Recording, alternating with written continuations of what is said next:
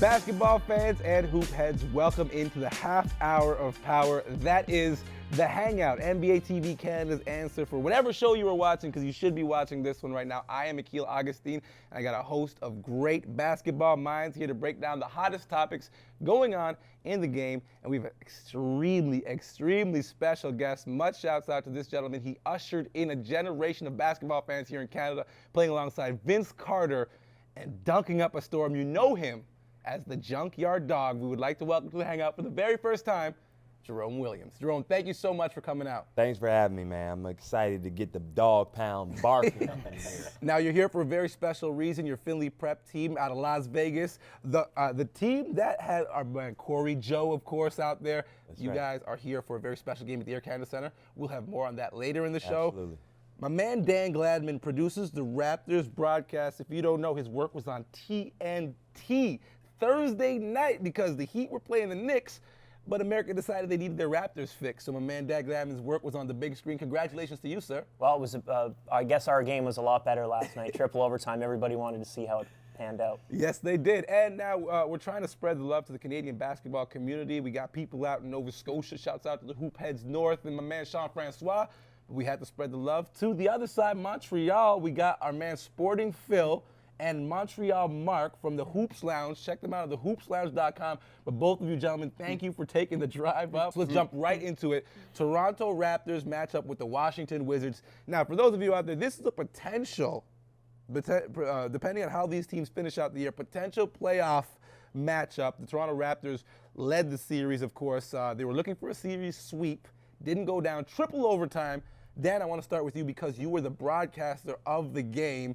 You got to listen to Matt and the guys talk about the game. What were your impressions? What was your takeaway from the execution at the end of the game? We didn't see DeMar take a lot of shots for the Toronto Raptors in the final. Well, the game just wouldn't end. That's the first thing that comes to mind right now. 3 hours and I think 32 Longest minutes. game in Raptors history. Longest game from start to finish that we've ever seen. And I think you just saw two young teams, emerging teams in the league, really battling it out. You know, yeah, the Raptors had beat the Wizards 3 times already this season, but there was a different feel last night. It's hard to beat a team 4 straight, especially when you're pretty much evenly matched.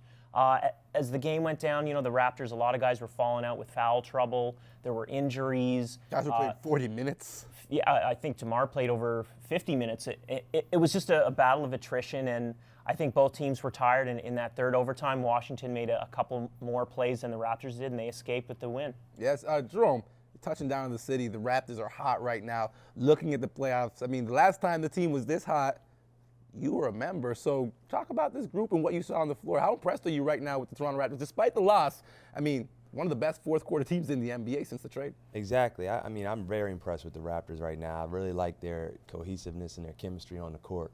You know, DeMar and Kyle Lowry have really synchronized their efforts, and they're really bringing the excitement back to the city. And once playoffs time hits, I think these fans are really going to respond to all the tough, hard-nosed defense. Last night's game is just one of those games where, you know, it's grinded out, and this team obviously wants to win. Washington, they went down 3 games, and with a leader like John Wall, you know, all-star, you know, slam dunk extraordinaire, he's ready to get it done. So last night they were able to get that win. Crunch time, he created a lot of shots for his players. So we're going to get to the Montrealers. I'll start with you, Phil, though. What's the word out there? You guys got to watch the game in Montreal. Are they talking about the Raptors out there? Raptors big time. Yeah. Obviously, the Raptors have this little kind of home court appeal to a lot of people there. But the fact is, they're winning. They're in the playoffs. And anytime you do that, you're going to get some love. And honestly, we're seeing some jerseys around town.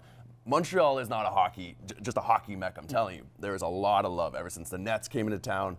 They have jerseys, everything. But the Raptors, ever since JV, you know, every player on that team is honestly getting a stranglehold as a fan favorite. Like, we were seeing DeMar DeRozan jerseys all over the town, Terrence Ross. I'm having conversations daily about the Toronto Raptors, how they're building up JV fans. There's a big international crowd in Montreal like there is here in Toronto, right? Yeah. There's a lot of love. All right, so Mark, I'm going to get you on our next topic because we're big game hunting right now, and we talked about the fact that the Raptors were on TNT. The other game that was on TNT, of course, LeBron James versus Carmelo Anthony and the Miami Heat. This is supposed to be a big game, a big matchup, 2 of the bigger names in the league.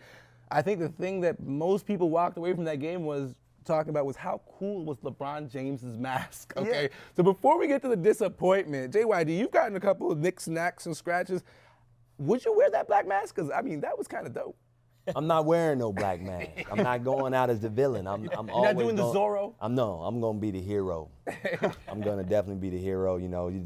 And one thing about I would have stayed with just that tape, the tape over nose, go Rocky Balboa on them.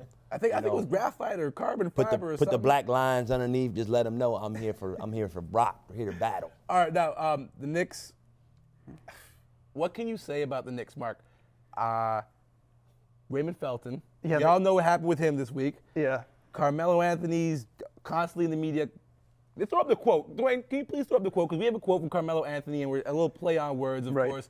Woe is Melo right now, because Carmelo Anthony's coming out in public, his team underperforming seriously, and he's not doing them any favors, kind of throwing them under the bus in the media. This is the last quote we got from Woe is Melo. Anything that can go wrong is going wrong in New York City. Is it savable? Is it salvageable, Montreal, Mark? It takes time. Yeah.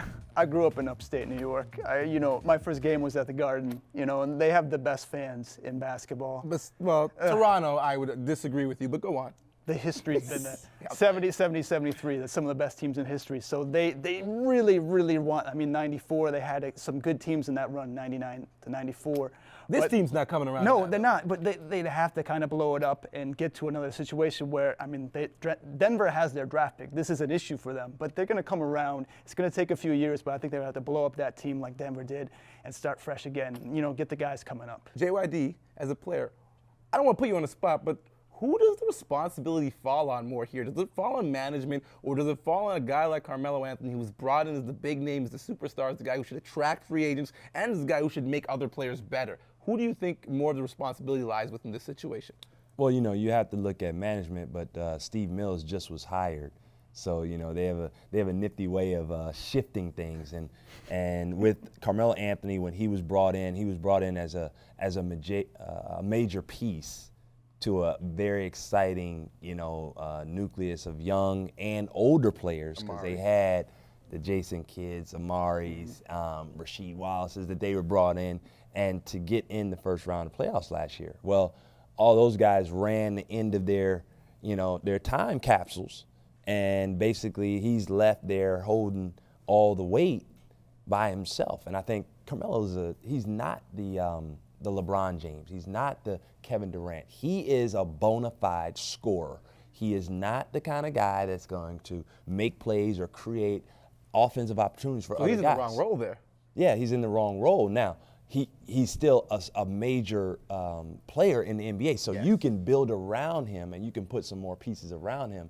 But it does start with the point guard situation. You have to have a point guard in New York City. You cannot be out there Your point guard's out there doing some stuff he shouldn't be doing, so we got to talk about a lot more here on the Hangout. And another hot topic going around. You know what the #1 jersey selling in the NBA is? It's Jason Collins. So when we return here on the Hangout, we'll talk about Jason Collins and the buyout bonanza going on in the NBA. Bodies are moving and no trades are happening.